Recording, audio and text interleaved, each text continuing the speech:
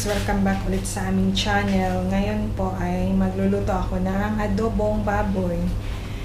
Ito po yung ingredients. So yung ingredients natin is itong baboy na may taba.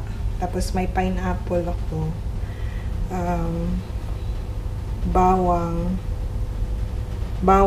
Itong bawang, sibuyas, at saka maraming luya. Yan yung gusto ko.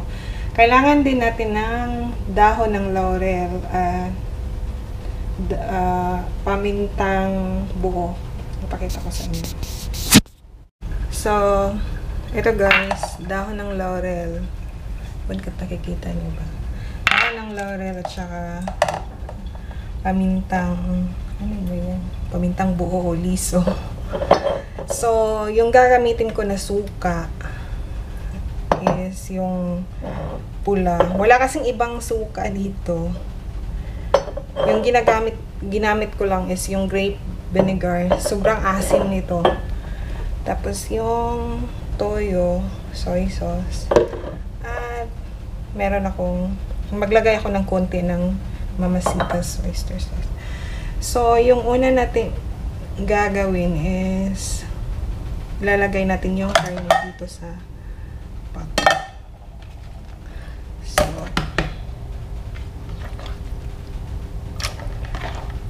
ano lang, gusto ko lang siyang luto. Ano bang tawag nun? Yung lalabas yung mantika niya. Tapos saka ko ilalagay yung mga ibang sangkap. So, lalagyan ko ng asin. Yung para madali lang lalabas yung ano niya. Gusto ko yung tawag nito. Maging lalabas yung mantika niya, saka yung iba ilalagay. So, ayan. Takpan lang at saka i-check lang from time to time.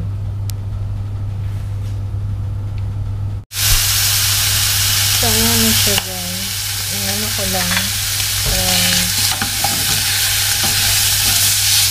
Haluin lang ng haluin. Dapat lalabas yung mantika.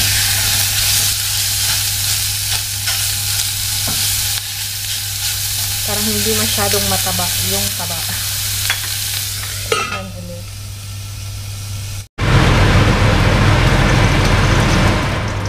So, ayan na guys. Lumabas na yung mantika niya. So, ilalagay ko na yung mga, ano ba yun sa Tagalog? Sa Bisaya guys, mga lamas. So, yung sibuyas at saka luya. So, lulutuin ko lang ito. Yung mga sangkap.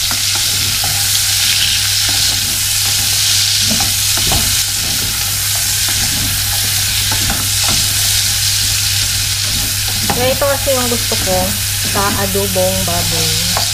Yung lumabas yung mantika niya. At saka maging para siyang crispy. Hindi pa yan tapos, lulutuin pa yan. So, after mga 3 minutes, lalagyan na natin siya ng suka, yung soy sauce, at saka yung ibang mga sangkap.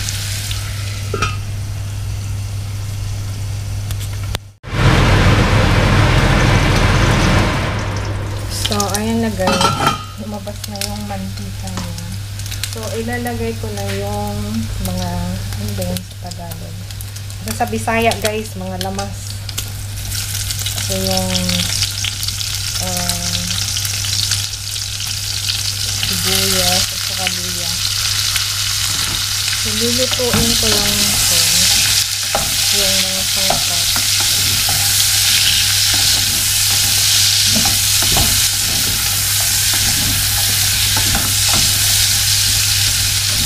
Kaya ito kasi yung gusto ko sa adobong baboy.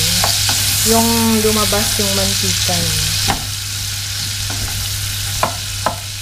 At saka maging para siyang crispy. Hindi pa yan tapos, lulutuin pa yan. So, after mga 3 minutes, lalagyan na natin siya ng suka, yung soy sauce, at saka yung ibang mga sangkap.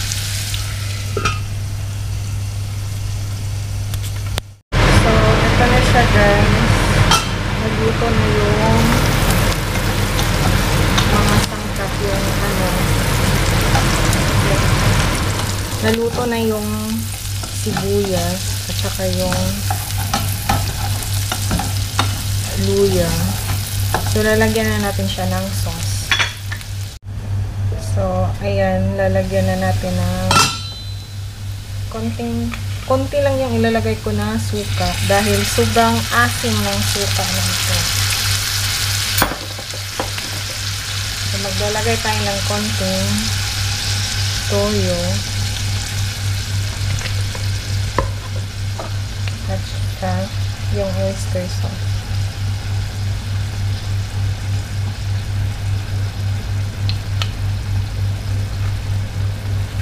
Tapos, ilalagay na natin yung dahon ng laurel at yung paminta. Then, maglalagay tayo ng konting asukal. Wag lang muna nating damihan ng asukal. Dahil, ilalagay natin mamaya yung pineapple para hindi siya masyadong matamis. Tapos, itry nyo na lang kung kailangan pa ba ng asin. Pero mamaya na, pag na na siya, naluto na siya sa sauce. So, takpan ulit. So, ito na siya guys. Medyo malapot na yung sauce.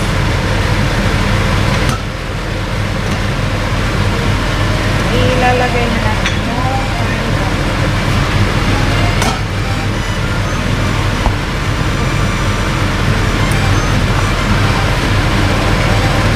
so, mix lang natin.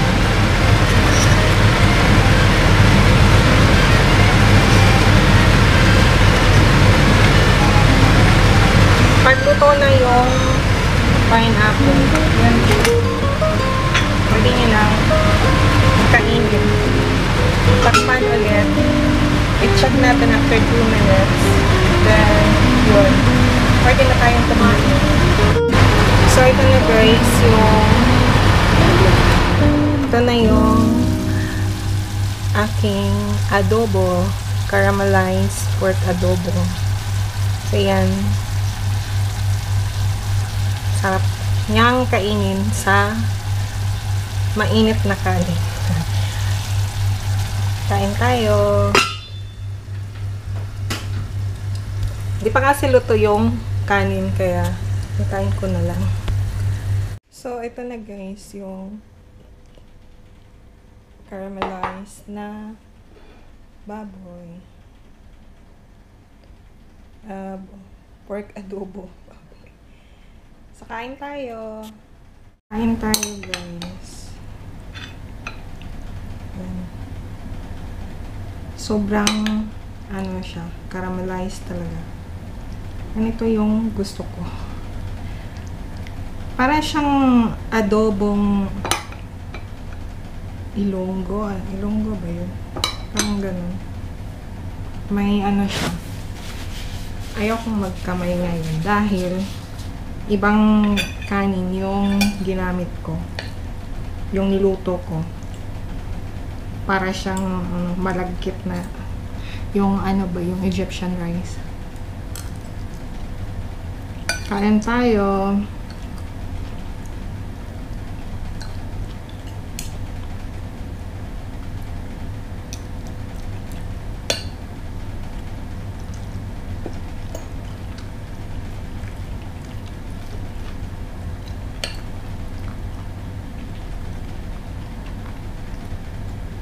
Yung oyster kasi, siya yung anong tawag nun? Nagpapalapot ng sauce. Tsaka, nilagyan mo pa ng asukal. So, yun.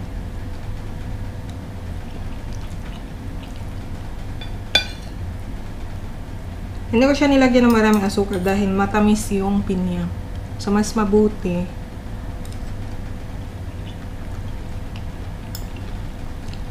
konti lang yung ilalagay.